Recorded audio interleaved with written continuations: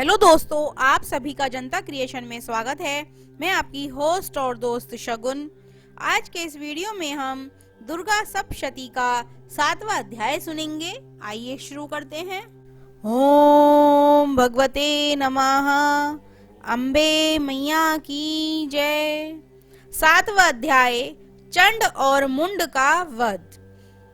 महर्षि मेघा ने कहा, दैत्य राज की आज्ञा पाकर चंड और मुंड चतुरंगिनी सेना को साथ लेकर हथियार उठाए हुए देवी से लड़ने के लिए चल दिए। हिमालय पर्वत पर पहुंचकर उन्होंने मुस्कुराती हुई देवी जो सिंह पर बैठी हुई थीं, उनको देखा। जब असुर उनको पकड़ने के लिए तलवारें लेकर उनकी ओर बढ़े, तब अंबिका को उन पर बड़ा क्रोध आया और मारे क्रोध के उनका मुख काला पड़ गया।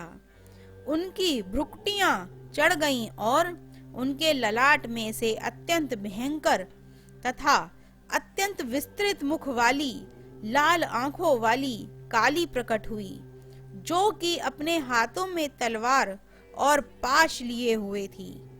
वह विचित्र खड्ग धारण किए हुए थी और चीते के चर्म की साड़ी और नर मुंडों की माला पहन रखी थी। उसका मांस सूखा हुआ था और शरीर केवल हड्डियों का ढांचा था, और जो भयंकर शब्द से दिशाओं को पूर्ण कर रही थीं, वह असुर सेना पर टूट पड़ी और दैत्यों का भक्षण करने लगी। वह पार्श्व राक्षसों को, अंकुशधारी महावतों, हाथियों पर सवार योद्धाओं और घंटा सहित हाथियों को एक हाथ से पकड़ पकड़ कर अपने मुंह में डाल रही थीं, और इस प्रकार वह घोड़ों, रथों, सारथियों व रथों पे बैठे हुए सैनिकों को मुंह में डालकर भयानक रूप से चबा रही थीं। किसी के केश पकड़कर, किसी को पैरों से दबाकर और किसी दैत्य को छाती से मसलकर मार रही थीं।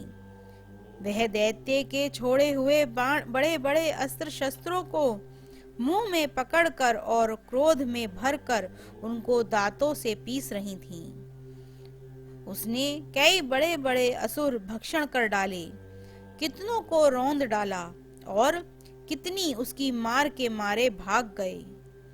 कितनों को उसने तलवार से मार डाला, कितनों को अपने दांतों से समाप्त कर डाला, और इस प्रकार से देवी ने क्षण भर में ही संपूर्ण दैत्य सेना का नष्ट कर दिया।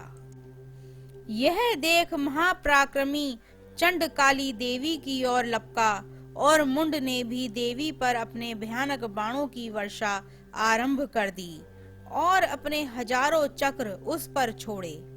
उस समय वह चमकते हुए बाण वह चक्र देवी के मुख में प्रविष्ट हुए इस प्रकार दिख रहे थे, जैसे मानो बहुत से सूर्य मेघों की घटा में प्रविष्ट हो रहे हों।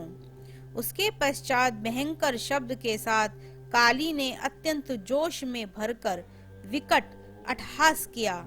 उसका भयंकर मुख देखा नहीं जाता था।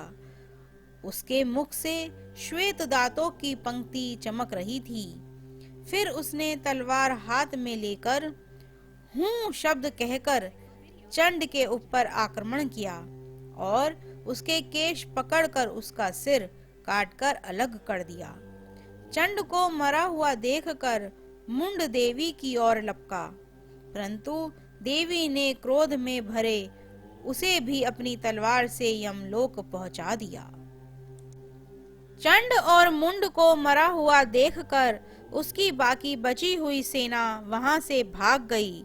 उसके पश्चात काली चंड और मुंड के कटे हुए सिरों को लेकर चंडिका के पास गईं और प्रचंड अट्टहास के साथ कहने लगीं, हे देवी, चंड और मुंड दो महादैत्यों को मारकर तुम्हें भेंट कर दिया है। अब शुंभ और निशुंभ का तुमको स्वयं वध करना है। महर्षि मेघा ने कहा, वहां लाए हुए चंड और मुंड के सिरों को देखकर कल्याणकाई चंडी ने काली से मधुर वाणी में कहा, हे देवी, तुम चंड और मुंड को मेरे पास लेकर आई हो, अतः संसार में चामुंडा के नाम से तुम्हारी ख्याति होगी। सारा जग तुम्हें चामुंडा के नाम से जानेगा। ओम भगवती नमः। अम्बे मैया की जय। आज के इस अध्याय की कथा यहीं पर समाप्त होती है। आगे की कथा अगले अध्याय में सुनेंगे। दोस्तों, इसी तरह की और कथाओं को सुनने के लिए हमारा चैनल सब्सक्राइब करें और बेल आइकन जरूर दबाएं, जिससे हमारी आने वाली नई वीडियोस की नोटिफिकेशन आपको मिलती रहे। Thank you friends watching this video. Do not forget to like, share and subscribe.